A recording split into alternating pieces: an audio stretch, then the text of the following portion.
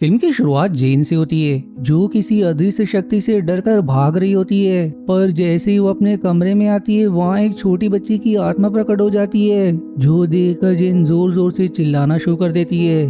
तब उसकी माँ एलिजाबेथ वहाँ आकर उसे संभालती है, जिससे जेन को पता चलता है कि वो बस एक डरावना सपना देख रही थी।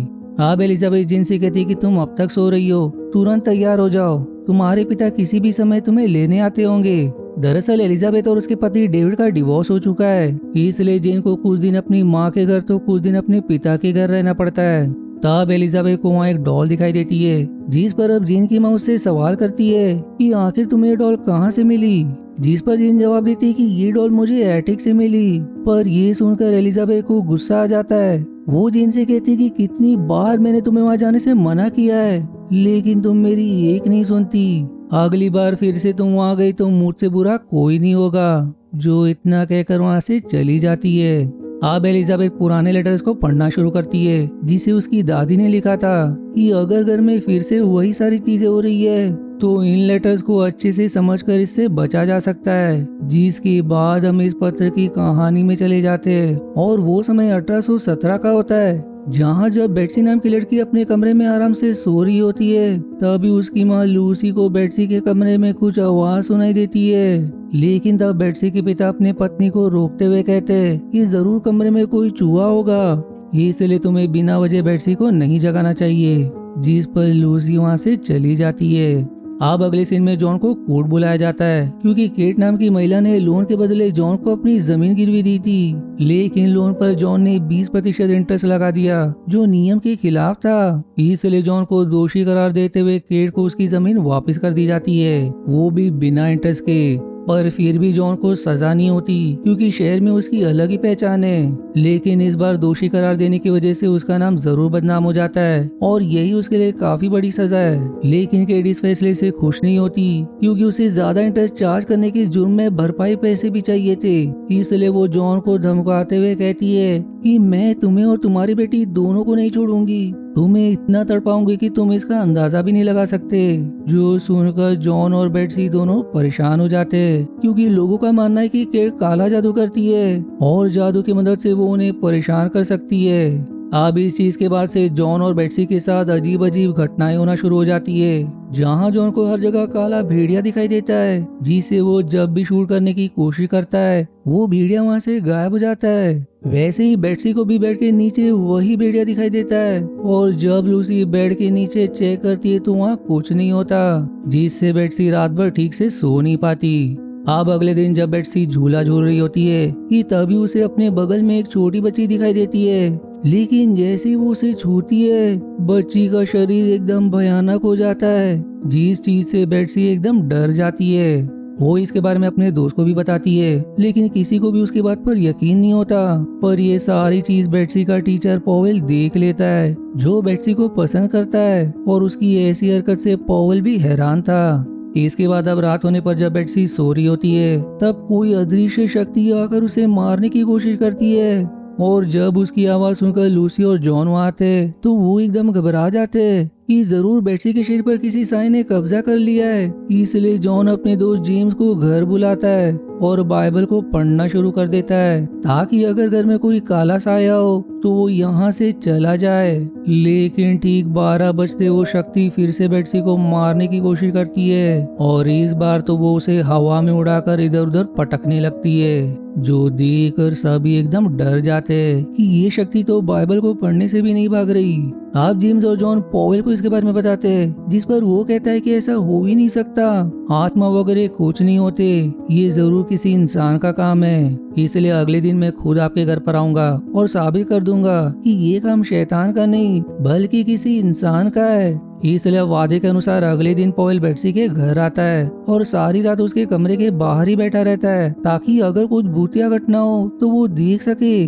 तब वहाँ फिर से वो आत्मा आती है, जो इस बार बेट्सी को मारने के बाद उसे सेक्सुअली असॉल्ट भी करती है, जो देखकर लूसी और पॉवेल दोनों दंग रह जाते हैं। इसके बाद वो आत्मा पूरे घर में घूमने लगती है और बाइबल पढ़ रहे जेम्स की बाइबल को ही दूर फेंक कर उसके पन्नों को हवा में उड़ाना शुरू कर देती है। तब पॉवेल उस आत्मा से बात करने की कोशिश करता है, जहाँ फिर वो उससे सवाल करता है कि क्या इस घर के सदस्य ने तुम्हारे साथ कुछ ऐसा किया है जिस कारण से तुम सभी को परेशान कर रही हो। पर ये सुनकर वो आत्मा घर का शीशा तोड़कर वहाँ से चली जाती है। जो देखकर अब तो पॉवेल को भी समझ आ जाता है कि ये काम इंसान का नहीं बल्कि शैतान का ही है। इसके बाद अब घर में भूतिया घटना और ज्यादा बढ़ने लगती है। साथ ही जॉन की तबीयत भी खराब हो रही थी। तब घर में काम करने वाली महिला लूसी के पास कपड़े लेकर आती है जो उसे कीट के गढ़ में जमीन के नीचे दबा मिला था। और जब लूसी उन कपड़ों को चेक करती है तो वो बेटसी के होते हैं जिनमें खून भी लगा था। जो देख लूसी एकदम दंग रह जाती है। तब घर में काम करने वाली महिला उससे ये कहती है कि कीट एक विच है और उसके पास बेटसी के खून लगे कपड़े होने का साफ मतलब है ये कीट ने बेटसी के ऊपर जादू किया है और ये जादू तभी खत्म होगा जब तक बेटसी मर नहीं जाती। जो सुनकर लूसी उन कपड़ों को जलाने का तय करती है, लेकिन वो महिला कहती है कि आपको ऐसा नहीं करना चाहिए, इससे चीजें और बुरी हो सकती है। इसलिए लूसी उन कपड़ों को नहीं जलाती। अब लूसी बेटसी के साथ उसकी दोस्त को भी उसके कमरे में सोने को कह देती है ताकि बेटसी का डर थोड़ा कम हो सके। पर इस वजह से वो आत्मा दोनों को यह परेशान करना शुरू कर देती है, जिस कारण से अब दोनों भी डर के मारे नीचे की तरफ भागते हैं जहाँ सभी उन्हें संभालते हैं। पर वहीं जॉन को जैसे ही बेटसी के खून लगे कपड़े दिखाई देते तो एकदम बौखला जाता है और तुरंत उन्हें जलाने की कोशिश करता है क्योंकि वो अपनी बेटी को इस तरह तड़पते हुए नहीं देख सकता था। पर लूसी जैसे तैसे उसे समझाकर कपड़ा जलाने से रोक लेती है ताकि इससे और ज्यादा परेशानियां ना खड़ी हो जाए। अब घर के अंदर फिर से वो आत्मा आती है जो लड़की की आवाज में सभी को ये धमकाती है कि जिसने भी ऐसा किया है उसे उसकी सजा जरूर मिलेगी। जो इतना कहते ही जबरदस्ती बेटसी को घसीटते हुए कमरे में ले जाती है। अब इसके बाद पॉवेल को कुछ चमकता है जो जॉन से कहता है कि जितनी बार भी हमने बेटसी के साथ भूतिया घटना होते हुए देखा वो सिर्फ उसके कमरे में हुआ। साथ ही वो आत्मा भी बेटसी को उसके कमरे में घसीटते हुए ले गई। इसलिए हमें बेटसी को किसी न किसी तरह कुछ दिनों के लिए इस घर से दूर रखना होगा जिससे शायद वो आत्मा यहाँ से चली जाए और फिर से बेटसी को परेशान ना करे। इसलिए पॉवेल बेटसी को उसके भाई के साथ घोड़ा गाड़ी में सवार करके गांव से दूर ले जाने लगता है। लेकिन जब उस आत्मा को पूरे कमरे में बेटसी कहीं दिखाई नहीं देती तो वो एकदम बौखला जाती है और फिर सीधे उसी घोड़ा गाड़ी के पास पहुंचकर उस पर पेड़ गिरा देती है जिससे घोड़ा गाड़ी पलट जाती है। और फिर वहाँ भेड़िया आकर पॉवेल और बेटसी पर भी हमला कर देते पर वो उन्हें जान से नहीं मारते। ऊपर से तभी बेटसी अचानक से खुद को अपने कमरे में पाती है जिसे वो आत्मा यहाँ पर वापस ले आई थी। इसके बाद अब लूसी पॉल के पास आती है और उसे कहती है कि कोई टीचर अपने स्टूडेंट के लिए इतना नहीं कर सकता। मुझे पता है तुम बेटसी को पसंद करते हो इसलिए तुम्हें उससे शादी कर लेनी चाहिए। जो सुनकर पॉवेल उसे याद दिलाता है कि मैं एक तरफ से हामी नहीं कर सकता। अगर बेटसी राजी होगी तभी मैं कुछ सोचूंगा, वरना हमेशा ही ऐसे उसे हर खतरों से बचाने की कोशिश करूंगा। पर अभी लूसी ने ऐसा सवाल क्यों किया वो हमें आगे पता चलेगा। इधर लूसी एक जगह बैठी होती है, तब उसके पास वो आत्मा आती है जो उसे कहती है कि आप सारी बात जानती हो लेकिन इसे मानना नहीं चाहती।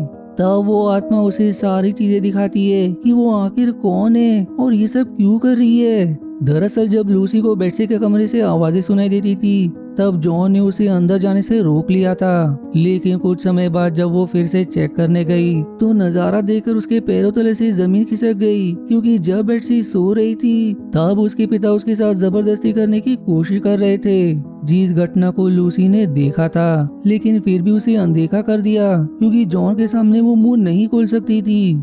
बेटसी भी इस बात को समझ नहीं पाई कि उसके पिता ऐसा कुछ कर सकते हैं, इसलिए उसने उस चीज को बुरा सपना समझकर अनदेखा कर दिया। और वहीं ये जो आत्मा है वो कोई और नहीं बल्कि बेटसी की ही मासूमियत है जिसे जॉन ने मार दिया और अब वो जॉन से अपना बदला लेने आई है। वो बेटसी को मार मार कर बस यही याद दिलाना चाहती है कि आखिर उसके पिता ने उसके साथ क्या किया था, जो जानकर लूसी एकदम दंग रह जाती है। इसीलिए उसने पॉल से शादी का सवाल किया था क्योंकि बेटसी की ऐसी हालत के कारण कोई भी उससे शादी करने को तैयार नहीं होता। लेकिन अगर पॉल ने बेटसी से शादी कर ली तो उसे इस नर्क से आजादी मिल जाएगी। साथ ही जॉन ने ही बेटसी के खून लगे कपड़े केट के गार्डन में छिपा दिए थे ताकि किसी को इसके बारे में पता ना चले और वही कपड़े केट ने लूसी के घर भिजवा दिए।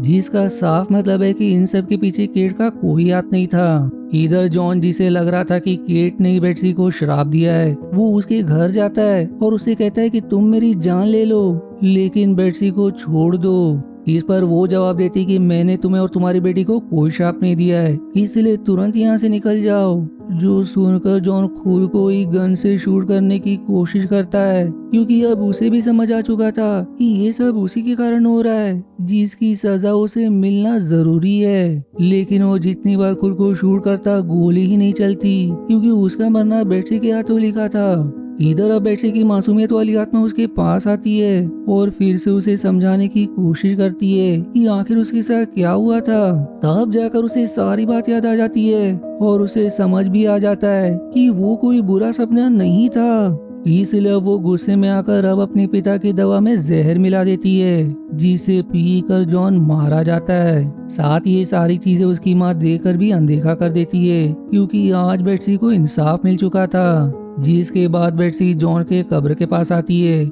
जहाँ उसकी मासूमियत वाली आत्मा भी उसके साथ होती है, जो काफी खुश लग रही थी क्योंकि उसे उसका इंसाफ मिल चुका था। इसीलिए वो बेट्सी को छोड़कर हमेशा के लिए वहाँ से चली जाती है। अब हम एलिजाबेथ को देखते हैं, जो अभी तक ये लेटर्स पढ़ रही होती है। तब उसे वहाँ पॉवेल और बेट्सी की एक फोटो दिखाई देती है, यानी कि ये सब ठीक होने के बाद उन दोनों ने शादी कर ली थी, जो देखकर एलिजाबेथ खुश हो जाती है। इसके बाद अब घर में डेविड भी आ जाता है, जो जीन को अपने साथ ले जाने आया था। तभी फिर घर में बेट्सी की मासूमियत वाली आत्मा आती है, जो एलिजाबेथ से कहती है कि तुरंत जीन को बचाओ, वो खतरे में है। और जब एलिजाबेथ जीन को डेविड की गाड़ी में देखती है तो उसे जीन काफी डरी और नर्वस दिखाई देती है, जो देखकर एलिजाबेथ समझ जाती है कि डेविड जीन के साथ सेक्सुअली असॉल्ट करता है, इसीलिए जीन डरी हुई है। लेकिन जब तक वो डेविड को रोक पाती, इससे पहले वो जीन को लेकर वहाँ से चला जाता है।